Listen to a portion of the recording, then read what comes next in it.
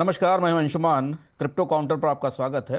Crypto token आज सुबह से सीमित दायरे में है। केवल रेगुलेटरी खबरों पर ही प्रतिक्रिया दिख रही है। सभी प्रमुख टोकन में हल्की फुल्की का उतार चढ़ाव है। जैसे बिटकॉइन को देखें तो बिटकॉइन 1,21,100 के आसपास के रेंज में काम कर रहा है। नई रेगुलेटरी खबरों का असर हमें दिखाई दे रहा है, लेकिन हफ्ते की शुरुआती अस्थिरता के बाद अब थोड़ी स्थिरता दिख रही है रेंज में। इथीरियम करीब 4349 पर ट्रेड कर रहा है। दिसंबर में फुसा का अपग्रेड होना था, उसके बाद संस्थागत निवेश और डिफाई फ्लो के सपोर्ट से थोड़ी मजबूती दिखाई दे रही है। 4300 से ऊपर मजबूत तकनीकी समर्थन दिखाई दे रहा है। सोलाना करीब 219-220 के आसपास स्थिर है। बीएनबी और एवैक्स में हल्की मुनाफा वसूली दिखाई दी है। आईपीओ की खबरों के बाद मिडवीक में जो आईपीओ आ रहे थे और टैक्स की खबरों के बाद बाजार थोड़ा संतुलित दिखाई दे रहा है। सिटी वेंचर्स ने स्टेबल कॉइन फर्म में बीवीएनके में निवेश किया है और ये संस्थागत निवेशकों की दृष्टि से महत्वपूर्ण खबर है। ये प्लेटफॉर्म ग्लोबल बैंकों को, पेमेंट प्रोसेसर्स को और स्टेबल कॉइन्स को बिजनेसेस के बीच में और क्रॉस बॉर्डर सेटलमेंट के सिस्टम से जोड़ता है। इसके बाद फिनटेक्स और इंटरनेशनल फर्म्स में लोगों का जुड़ाव या निवेश बढ़ रहा है। इथीरियम और ब्लू चिप के डिफाई प्रोटोकॉल्स में फ्लो जारी है। ईटीएफ में ट्रेजरी की भागीदारी साल के अंत में की समीक्षा से पहले बढ़ती दिखाई दे रही है। बाजार में मिला जुला सेगमेंट है। रिटेल बाजार में खासतौर पर मिला जुला सेगमेंट है। क्रिप्टो टैक्सेशन को लेकर, साउथ कोरिया के टैक्सेशन को लेकर खासी चर्चा है रिटेल सेगमेंट में, जिस पर हम आगे बात करेंगे। स्टेबल कॉइन के पेमेंट में योगदान पर भी चर्चा बढ़ रही है। रिटेल निवेशक रेगुलेटरी बदलाव और बैंकिंग डील्स को ट्रैक कर रहे हैं और उसके हिसाब से फैसले कर रहे हैं। मीम और गेमिंग टोकन्स पर उत्साह है। कोरियन और ईयू एक्सचेंजों पर हमें मजबूती दिखाई दे रही है। रेगुलेटरी डेवलपमेंट्स में महत्वपूर्ण खबर फ्रांस से आई है। फ्रांस ने ईयू से कहा है कि जो एस्मा प्रमुख कानून है उसमें सभी क्रिप्टो फर्म्स और स्टेबल कॉइन्स पर पूरी निगरानी की जाए, सबके लिए सख्त कंट्रोल हो और पूरे यूरोप में एक समान नियम बनाए जाएं। फ्रांस का central bank dollar based stable coins को यूरो की संप्रभुता के लिए खतरा मान रहा है और ये कह रहा है कि क्रॉस बॉर्डर क्रिप्टो ट्रांजैक्शंस पर रोक लगाई जानी चाहिए। इधर साउथ कोरिया ने एक महत्वपूर्ण फैसला किया जो आज चर्चा में था पूरी क्रिप्टो की दुनिया में। साउथ कोरिया ने करीब करीब $36,000 यानी कि KRW 50 मिलियन से ऊपर के क्रिप्टो गेन पर 20% टैक्स लगा दिया है।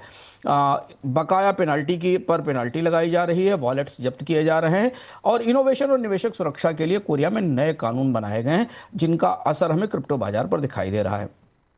स्टेबल कॉइन और कॉर्पोरेट डेवलपमेंट्स के हिसाब से अगर देखें तो क्रिप्टो के बाजार में स्टेबल कॉइन रेल्स के साथ पार्टनरशिप बढ़ रही है, क्योंकि बीवीएनके ने अपने टॉप पेमेंट प्रोसेसर्स को ऑनबोर्ड किया है और B2B बिजनेसेस में कम फीस सेटलमेंट वाले विकल्पों की डिमांड अब आने वाले समय में बढ़ रही है। साउथ कोरिया और फ्रेंच एक्सचेंजों ने केवाईसी की रिपोर्टिंग में और स्टैंडर्ड्स को अपडेट किया है।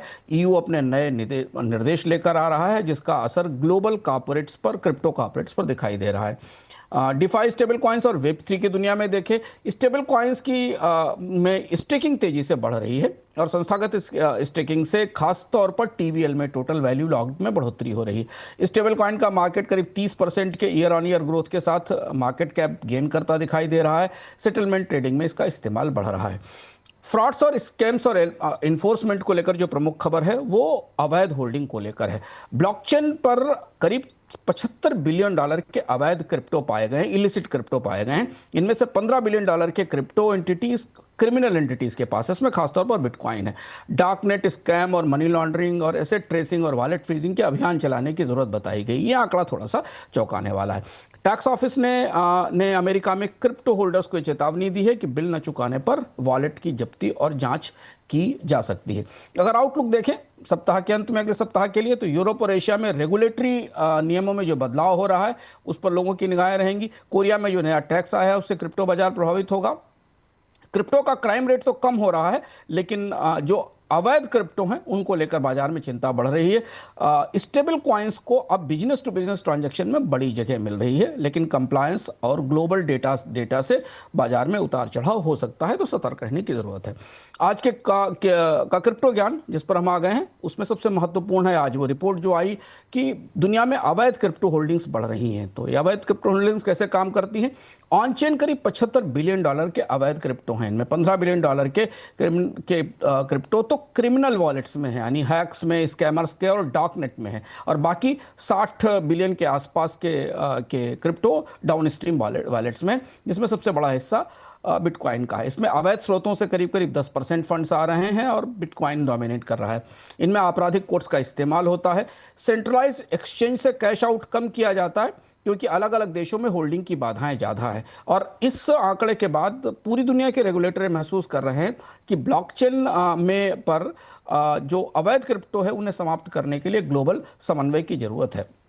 अगर अंतर्राष्ट्रीय सहयोग नहीं होता तो ये $75 बिलियन के आसपास का जो चुराया गया क्रिप्टो है, इसकी रिकवरी मुश्किल हो जाएगी। क्रिप्टो काउंटर में आज इतना ही। फिर मिलते हैं अगले सप्ताह नए अपडेट्स के साथ।